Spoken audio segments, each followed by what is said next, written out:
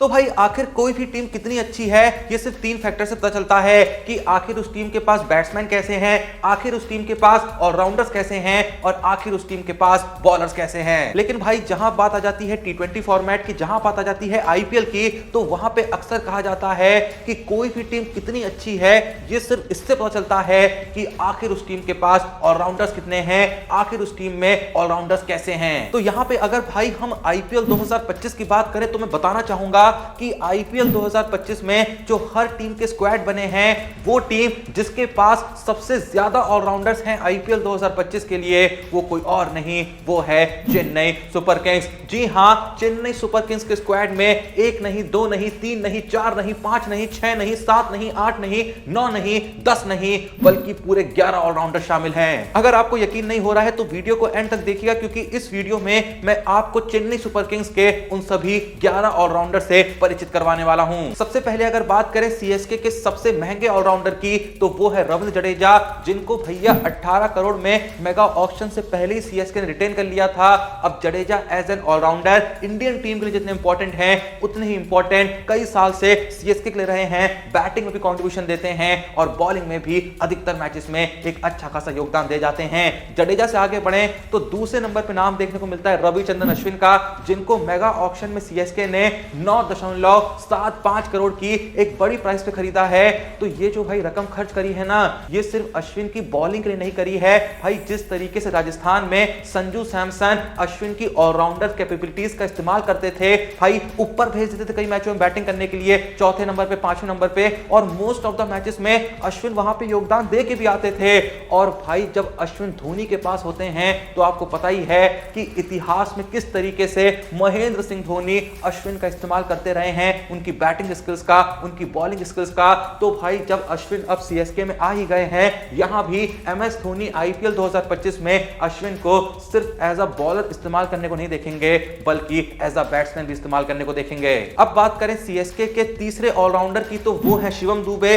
भले ही चेन्नई उनसे ज्यादा बॉलिंग नहीं करवाती है, लेकिन भाई पिछले कुछ वक्त में शिवम दुबे जब इंडियन टीम का पार्ट थे तो देखा गया कि लगभग हर मैच में वो बॉलिंग डाल रहे थे। तो हो सकता है कि आईपीएल 2025 में शिवम दुबे की बॉलिंग का भी इस्तेमाल किया जाए। बैटिंग तो कमाल की करते ही करते हैं, कमाल के हिटर हैं, लेकिन आईपीएल 2025 में शिवम दुबे आपको सीएसके के लिए बॉलिंग करते हुए भी देखने को मिल सकते हैं। शिवम दुबे से आगे बढ़ते हुए अगर बात करें चौथे ऑलराउंडर की तो वो है दीपक हुडा, जिनके बारे में आप जानते ही होंगे, कमाल की बैटिंग करते हैं, फर्स्ट डाउन, सेकंड डाउन, या फिर आप एज अ फिनिशर भी उनको इस्तेमाल कर सकते हैं। एंड जहां बात आती है बॉलिंग की तो एक अच्छी खासी इकोनॉमिकल स्पेल डाल सकते हैं, ऑफ स्पिन कराते हैं, बहुत ज्यादा बॉल स्पिन तो नहीं कराते हैं, लेकिन एक अच्छी खासी लाइन एंड लेंथ के साथ ओवर्स निकाल सकते हैं। दीपक हुडा से आगे बढ़ते हुए बात करें पांचवें ऑलराउंडर की तो वो है रचिन रविंद्र। जी हां, न्यूजीलैंड के रचिन रविंद्र, उनके बारे में भी आप जानते होंगे कि बैटिंग तो कमाल की करते ही करते हैं, लेकिन साथ में लेफ्ट आर्म ऑफ स्पिन का भी एक अच्छा ऑप्शन देते हैं। रविंद्र से आगे बढ़ते हुए अगर नजर डालें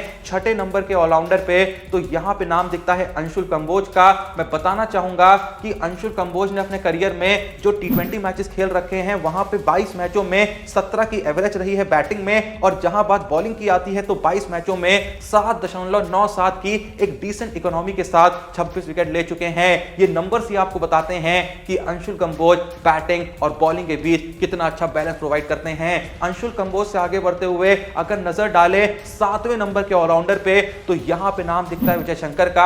अब विजय शंकर को भैया 3D प्लेयर यूं ही थोड़ी कहते हैं, बंदा बैटिंग भी करता है, बॉलिंग भी करता है, और दोनों काम इतना ठीक ठाक करता है कि आप तय नहीं कर पाते हैं ज्यादा अच्छी बैटिंग करता है, ज्यादा अच्छी बॉलिंग करता है। वैसे पिछले एकाध सीजन में आईपीएल में देखा गया कि इन्होंने बॉलिंग बिल्कुल नहीं कराई। गुजरात टाइटंस के लिए मोस्ट ऑफ द मैचेस में सिर्फ बैटिंग ही करते थे और बैटिंग में डिसेंट कंट्रीब्यूशन देके जाते थे। लेकिन अब जब विजय शंकर आईपीएल 2025 में सीएसके के लिए खेलेंगे तो क्या पता वहां बैटिंग और बॉलिंग दोनों करते हुए देखने को मिल जाएं, क्योंकि भाई मैंने पहले भी कहा कि एमएस धोनी को एक अलग ही शौक है अपने पार्ट टाइम बॉलर से बॉलिंग कराने का। चलें सीएसके के 8वें ऑलराउंडर की तरफ तो यहां पे नाम दिखता है जेमी ओवर्टन का, जो कि इंग्लैंड के एक अच्छे खासे ऑलराउंडर हैं। अगर नंबर्स की बात करें तो T20 इंटरनेशनल में भले ही अभी तक 3 इनिंग खेली हैं, लेकिन भाई बैटिंग में इन 3 इनिंग में 23 की एवरेज रही है और 135 की स्ट्राइक रेट रही है। वहीं अगर बॉलिंग की बात करें तो 3 इनिंग में 4 विकेट ले चुके हैं, मात्र 6.24 की कमाल की इकोनॉमी के साथ, यानी बैटिंग और बॉलिंग